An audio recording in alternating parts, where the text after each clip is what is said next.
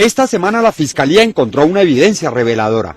Un video inédito muestra al magistrado auxiliar del Consejo de Estado, Carlos Horacio Urán, saliendo vivo del Palacio de Justicia. Urán, con saco formal pero curiosamente sin camisa, salta en una pierna y es recibido por un militar de uniforme camuflado y otro de caqui. Mientras escuchan aún disparos dentro del palacio. La imagen no tendría nada de particular si no fuera porque el cuerpo del magistrado Urán fue encontrado con una bala en la cabeza en las ruinas del edificio, un día después de la sangrienta toma. Los exámenes forenses aseguran que Carlos Urán murió por un proyectil de 9 milímetros, disparado contra su cabeza a contacto. Es decir, el magistrado no murió por una bala perdida de fusil en medio del combate entre el ejército y la guerrilla, sino por un tiro de pistola en la sien, hecho a quemarropa. La propia viuda del magistrado Urán ante la Fiscalía identificó a su esposo en el corto video inédito y deteriorado por los años. ¿Cómo pudo el magistrado salir vivo del Palacio de Justicia y aparecer unas horas después muerto por un tiro de gracia dentro del mismo edificio? Esa es la pregunta que tendrá que resolver la Fiscalía.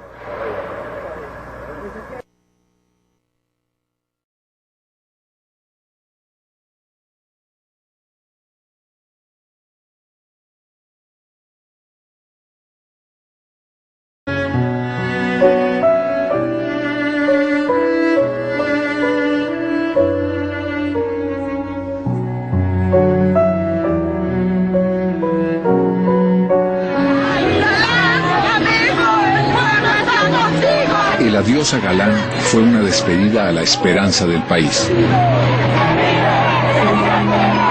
En su sepelio, su hijo mayor Juan Manuel entrega las banderas de su padre al joven político liberal César Gaviria, quien en 1990 es elegido presidente en medio de una campaña que lucha contra el terror impuesto por los narcotraficantes. Quiero pedirle al doctor César Gaviria, en nombre del pueblo y en nombre de mi familia, que en sus manos encomendamos las banderas de mi padre, que cuenta con nuestro respaldo para que sea usted el presidente que Colombia quería y necesitaba.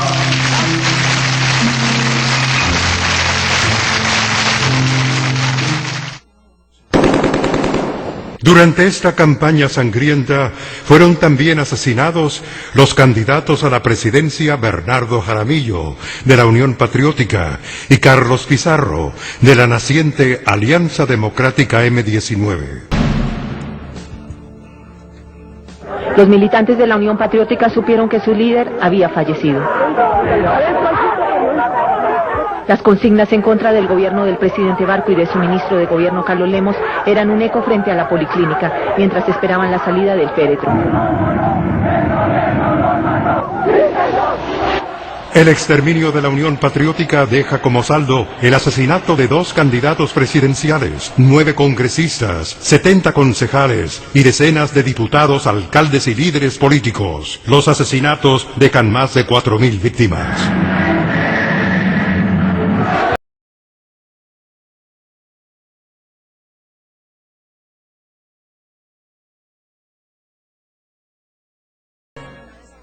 Buscando el cambio.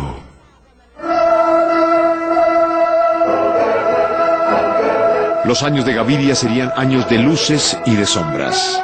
Una vez en el gobierno, Gaviria convoca a la Asamblea Nacional Constituyente con el fin de hacer de esta un nuevo pacto social. La nueva Constitución es promulgada en junio de 1991. En nombre de la Asamblea Nacional Constituyente, los presidentes, en representación del pueblo, proclamamos la nueva Constitución de Colombia. La Constituyente surgió como rechazo a la violencia, porque las instituciones se habían debilitado tremendamente al final del gobierno de Barco. De ahí, de esa Constituyente, lo principal fue la Fiscalía, la tutela y la Corte Constitucional, la independencia del Banco de la República, la elección popular de gobernadores.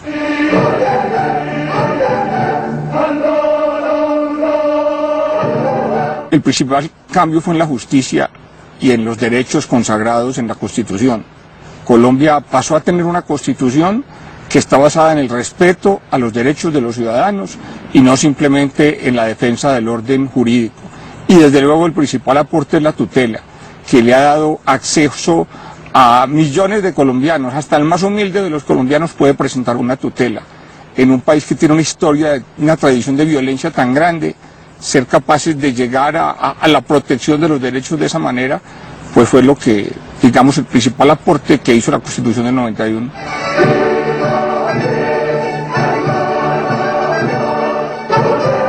Pero la nueva Carta Política también incluye un artículo que facilita una negociación con los narcotraficantes.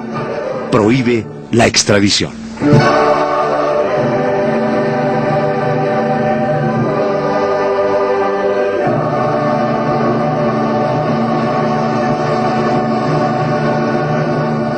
Esa misma tarde, y luego de previos y públicos acercamientos con el sacerdote Rafael García Herreros, quien sirvió de intermediario, Pablo Escobar y varios de sus lugartenientes se entregan a la justicia.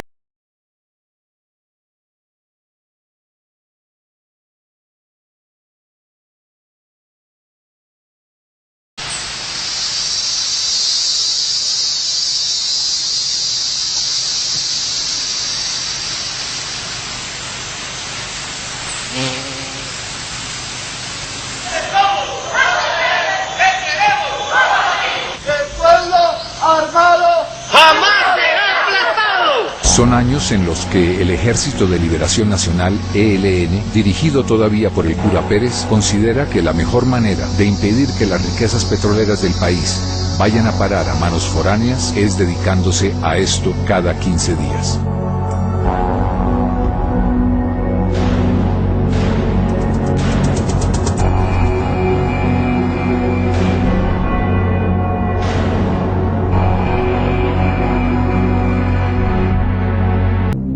Sin embargo, el narcotráfico está lejos de ser derrotado. Muerto Escobar, otros se han apropiado ya del negocio. Guerrilleros y paramilitares se disputan ahora a muerte el gran negocio de la coca.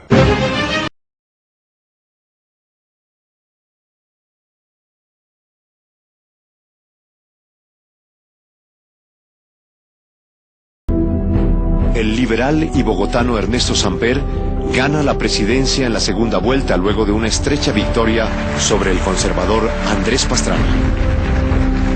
Colombia es modelo de un país que con grandes costos y sacrificios ha logrado estructurar y poner en marcha una política coherente y permanente contra el narcotráfico. Nadie en el mundo tiene autoridad moral para darle lecciones a nuestro país sobre cómo combatir el narcotráfico.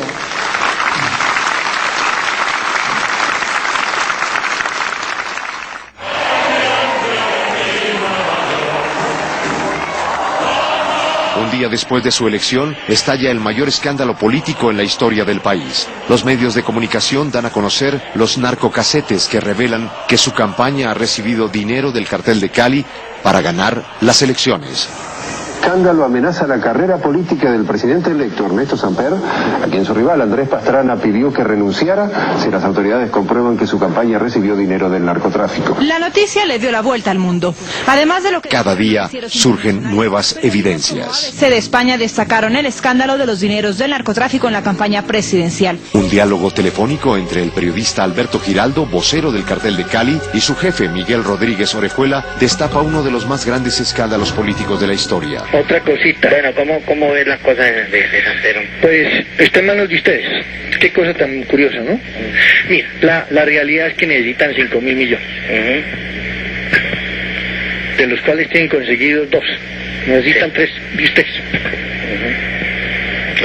Eso los hay. ¿Sí? Sí, eso está definido. En indagatoria, el tesorero Santiago Medina confiesa la entrada de dineros de la mafia del cartel de Cali a la campaña Samper Presidente. Horacio Serpa, ministro del Interior, y Fernando Botero, de Defensa, dejan entrever que el escándalo será de enormes proporciones. ¿Cómo se explica usted que si esa indagatoria no se filtró a los medios de comunicación, usted prácticamente nos haya hecho un relato pormenorizado de su contenido? ¿El gobierno tuvo conocimiento de ese documento? El gobierno conoció un anónimo, porque vivimos en el país de los anónimos. Vivimos en el país en el que a través de la informalidad se impulsa la suspicacia y la contumelia. ¿No sabía de la sustracción de la indagatoria? No, usted nos acaba de informar eso. Y quiero que la opinión pública se entere de que hay una presión muy grande del gobierno sobre las personas que hemos declarado en contra de la vinculación que tiene el presidente de la República con el narcotráfico. El ministro de Defensa, Fernando Botero, va a la cárcel como consecuencia de las declaraciones de Medina y sorprende aún más al país con su revelación. Con mucha tristeza, porque quiero al presidente Samper, quiero a su familia y lo quiero verdaderamente. Tengo que responder que sí sabía, es la verdad, sí sabía. Desde el primer año, el presidente, más que a gobernar, se dedica a defenderse. Los colombianos pueden tener la seguridad de que de comprobarse cualquier filtración de dinero, en cualquier caso su ingreso se habría producido a mis espaldas. La Fiscalía tiene varios procesos contra políticos involucrados en este episodio. Los rotula a todos con el nombre que se conocería después como Proceso 8000. Esa reunión de Cali, que fue una reunión privada en casa privada, en la cual esta persona ofrecieron estos dineros, ¿ya? Y a mí yo sí quería que hubiera quedado claro lo que dijeron esas personas, que ese dinero estaba recolectado, que yo no los presioné, que ese dinero estaba recolectado antes de que inclusive se reunieran conmigo. Porque eso hubiera sido una presión mía insinuando a alguien que entregara dinero a una campaña, cosa que jamás hice. Estoy tratando de hacer la secuencia para no, si me permite, señor magistrado, no sé si estoy tratando de hacer la secuencia exacta para no salirme de esto. ¿Usted cómo ve que en Colombia hayan dineros del narcotráfico en diferentes sectores o renglones de la sociedad, específicamente en el sector político? Bueno, eso es condenable, censurable, y eso no se necesita hacer un buzo en los mares de la investigación para hacer esa afirmación. ¿Deben ser castigados quienes reciban plata del narcotráfico? Bueno, hay que ver en qué condiciones, para qué actividad, con base en qué suposiciones. En medio del inusitado movimiento, en la Fiscalía se respira un aire de expectativa por los crecientes rumores de la entrega de varios de los que tienen orden de captura por este caso, entre ellos el más esperado, el periodista Alberto Giraldo. Además de los hermanos Gilberto y Miguel Rodríguez Orejuela, tienen órdenes de captura Guillermo Alejandro Palomari González, conocido con el alias de Reagan. El contador del cartel de Cali, Guillermo Palomari, le entrega a Estados Unidos toda la información sobre la entrada de 3.200 millones de pesos del cartel de Cali a la campaña Samper Presidente. Las autoridades norteamericanas cancelan la visa al presidente Samper y a algunos de sus ministros. Y no necesito visa para venir a Chaparral.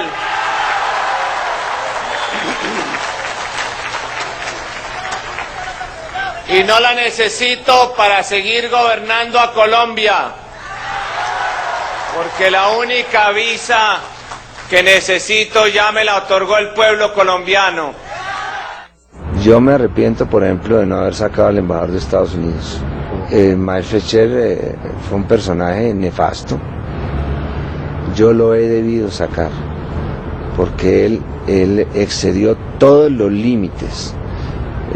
Tuvo conocimiento de los hechos de la conspiración y no se los transmitió al gobierno.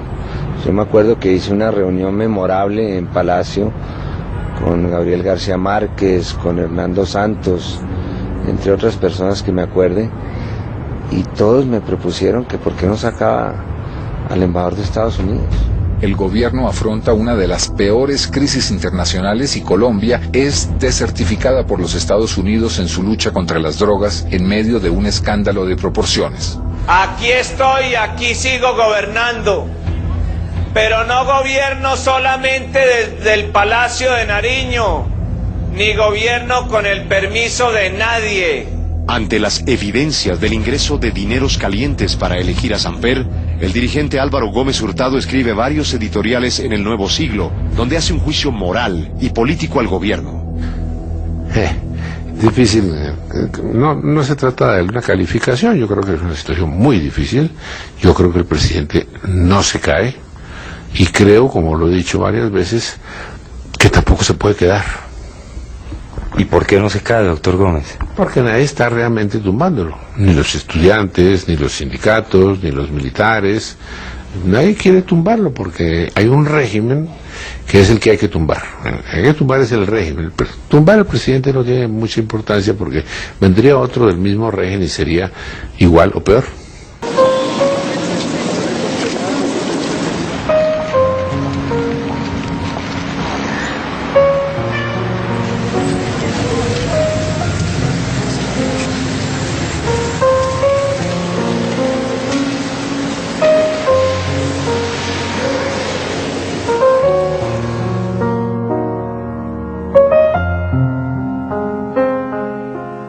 A Samper no le faltan escuderos que salen a su rescate. No quede bien claro Ernesto Samper Pizano a la presidencia de la República porque tiene títulos y méritos y legitimidad y respaldo en esta Colombia grande y grata. Que renuncie el doctor Ernesto Samper Pizano, mamola, como decía Jorge Eliezer Gaitán. Es irrespetuosa.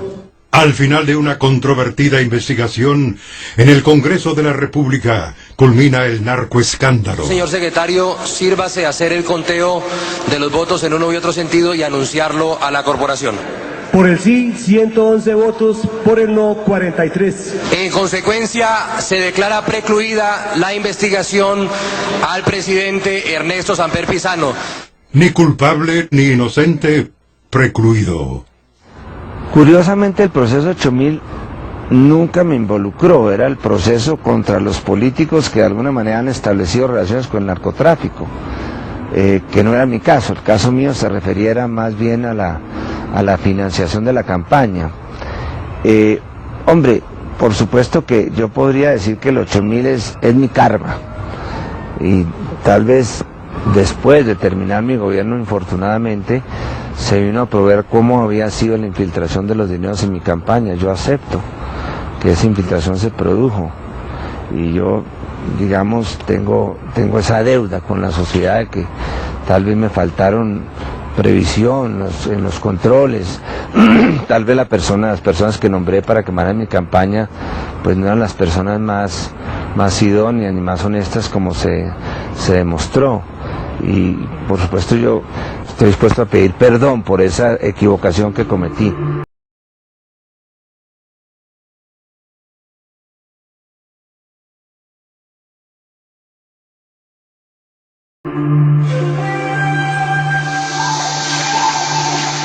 Aprovechando el caos nacional, los paramilitares que se han consolidado ya en Córdoba y en la región de Urabá desafían violentamente a la guerrilla y se esparcen por todo el país.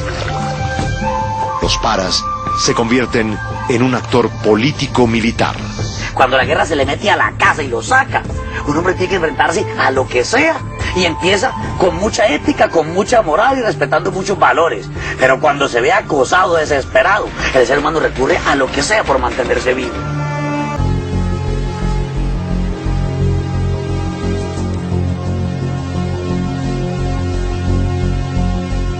Masacres de campesinos inocentes son realizadas a lo largo y ancho del país por paramilitares, quienes se disputan con la guerrilla el gran negocio de la coca. Permanentemente se están llorando personas, diariamente, es que uno no se acostumbra a ver morir, en ningún momento.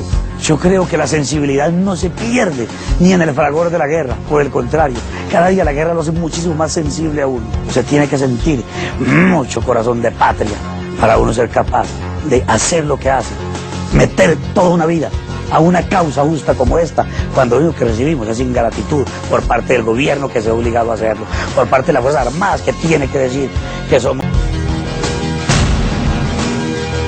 Dios quiera que algún día se reconozca nuestro sacrificio y lo que hemos hecho por Colombia.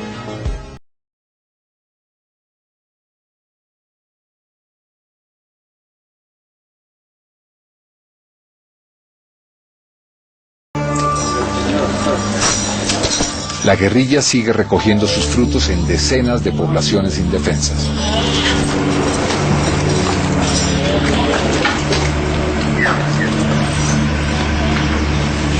A ver, quiten ahí usted de ahí, mano. A ver, quite ahí usted, periodista, quite. Hágase a un lado. Venga usted para acá, hágale para acá. Hágale para acá con la mano arriba. Póngale un de frente a él, hombre.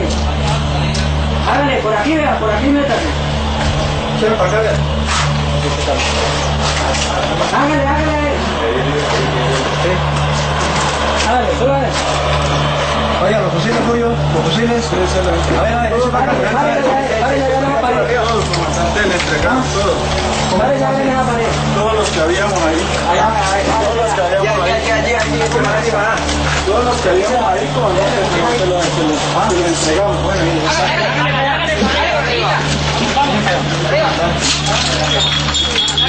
quítelo, a ver, quítelo. Atento. No vayan a hacer nada, ¿no? Voltéese boca abajo, a ver. A ver, métale, cocínalo rápido. Dale mierda duro. No intente hacer mi mierda porque te vaya ahí.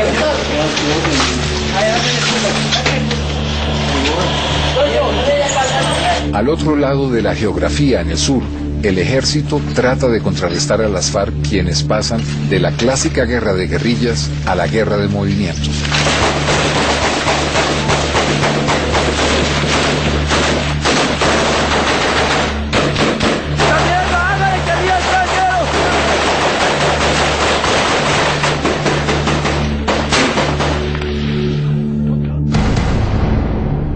Las FARC comienzan a hacer prisioneros del ejército y la policía, lo que no habían hecho hasta entonces.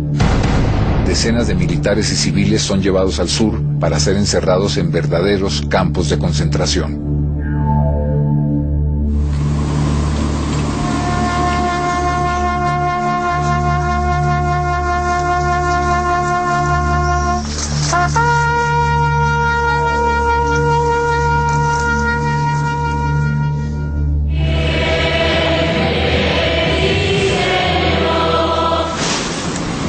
La primera de esas tomas tiene lugar en la base de Las Delicias, en el departamento del Caquetá, donde además de una veintena de soldados muertos, las FARC se llevan a 60 soldados más.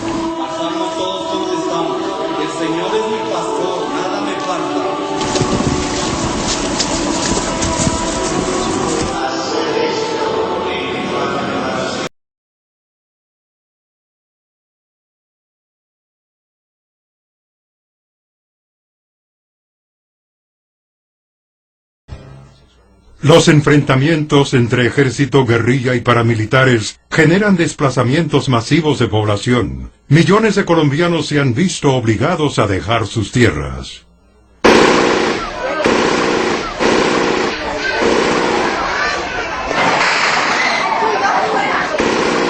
A asomar para que lo pega. Confíen en Dios, confíen en Él, solamente Él es el que puede salvar.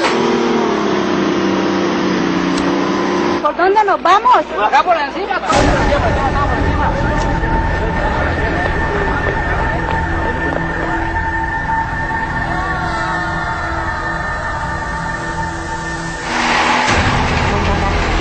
Los desplazados caen en una situación desesperada, sin suelo, sin techo y en medio de un infierno sanitario.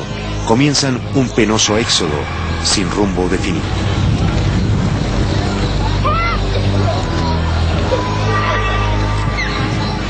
El número de desplazados es muy difícil de establecer. Las cifras oficiales hablan de 2.300.000, 2.500.000. En cambio, las ONGs, inclusive Naciones Unidas, hablan de 4 millones, cercano a los 4 millones. Están hablando de 4 millones, están hablando del 10% de la población. De todas maneras, es una cifra importante y yo diría escandalosa de desplazados. El gran problema de los desplazados es hoy día el desempleo de los desplazados, o sea, trabajar en medio de un mundo desempleado. Y ahí es donde la gente resuelve, opta, ¿no?, por regresar a sus tierras. A que no digan que yo soy el mismo. A que no digan que yo soy el malo.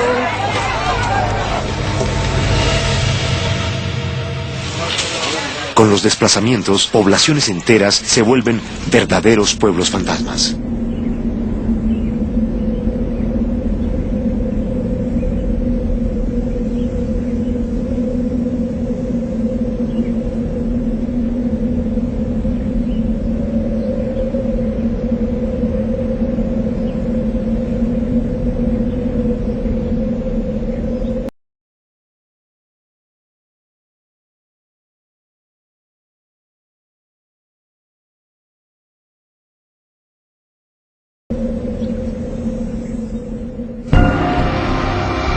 Los descubrimientos constantes de laboratorios en todas las latitudes muestran que el negocio está cada vez más próspero.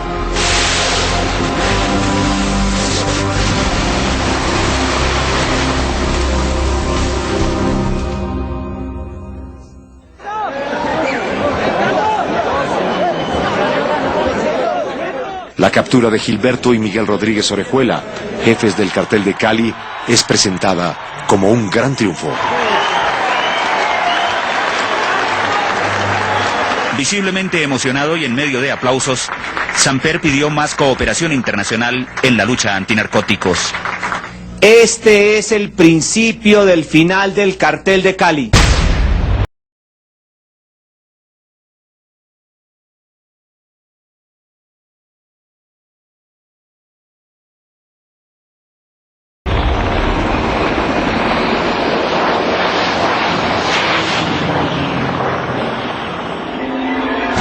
Fuera de la captura de los jefes del cartel de Cali, el gobierno inicia un programa de fumigaciones masivas en todo el sur del país. Las fumigaciones afectan enormemente el negocio controlado por las FARC, que en cuestión de semanas sacan por lo menos 80.000 raspachines a las carreteras del Guaviare, Putumayo y Caquetá.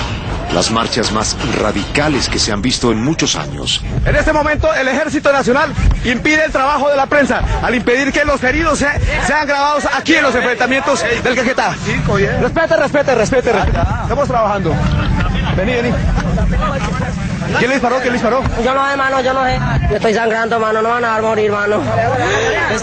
Las ventajas que las FARC le arrancan al gobierno en esa negociación son la cuota inicial para que esta guerrilla se dedique a hacer del sur del país su república independiente.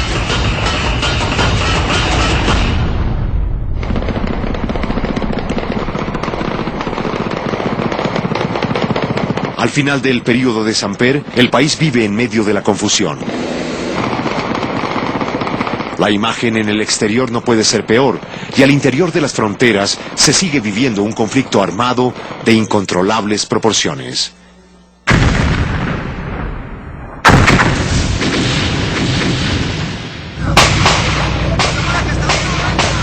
Tome. Señor, auxiliario. El botiquín.